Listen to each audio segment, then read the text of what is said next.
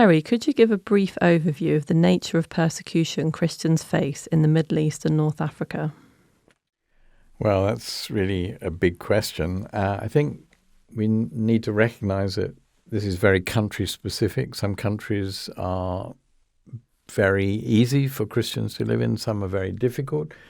And then, secondly, we need to distinguish between those who are born Christian from an Orthodox, Catholic or Protestant tradition and those who converted. The latter group tend to face much more hostility because they're apostates, and in some countries that's still punishable by death, or at least it brings shame to the family, and the family often feels the need to ostracize or even kill an apostate in the family to preserve the honor of the family. So it does depend very much. In a country like Iran, the traditional church, the Armenian Orthodox Church, is very well treated by the government, gets even government subsidies. But the convert church, which is enormous and growing, is very oppressed. And in fact, all the places of worship in Farsi, the national language, have been shut down since 2010, 2011. So again, very, very country-specific and very dependent on which religious background you come from.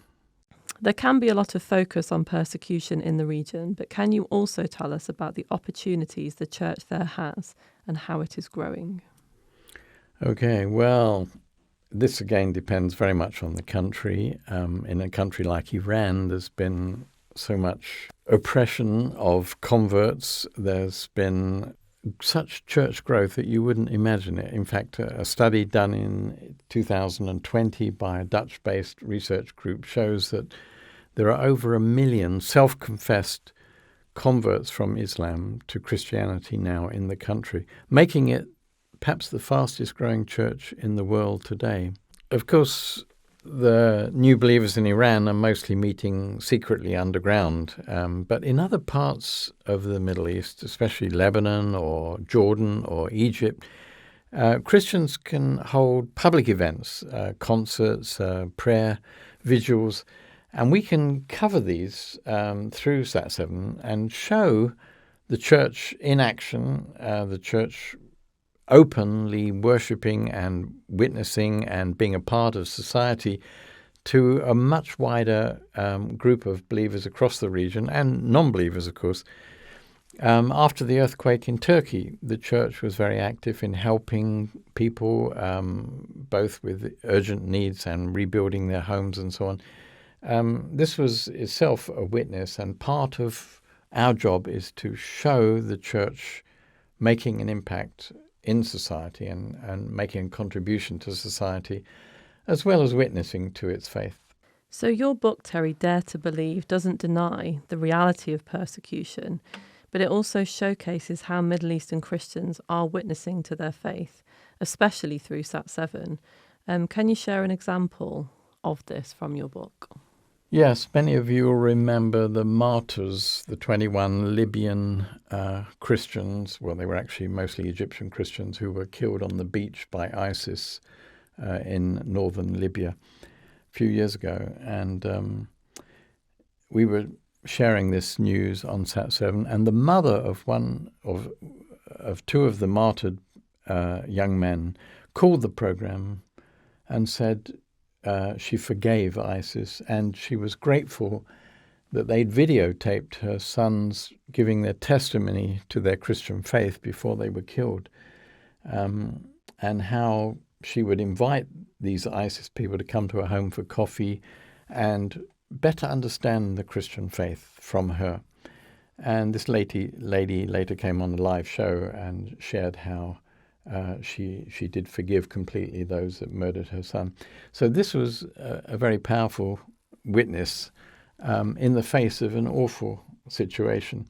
And there's been many other such cases where we've allowed people to just bear witness to the act of forgiveness, something that breaks that cycle of an eye for an eye, a tooth for a tooth that is so prevalent in the Middle East. The radical teachings of Jesus from this era, from the first century, is still so relevant in a culture like we have in the Middle East today. And so what would you encourage Christians outside the Middle East and North Africa to dare to believe for this region? And how can we pray for it? Well, we recognize that God is working in each of these different countries, but we'll never know the full extent of that until eternity.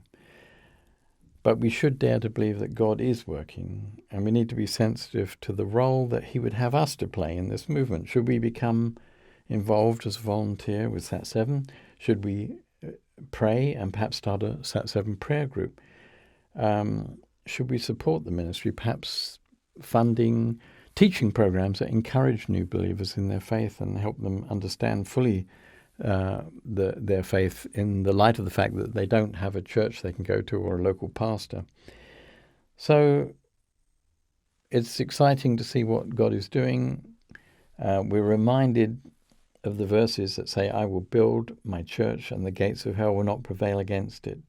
And this is a reality in the Middle East today, that God is moving in the lives of people, and we need to be prayerfully involved as a part of that to support and encourage our brothers and sisters, despite all the difficulties they face at this time.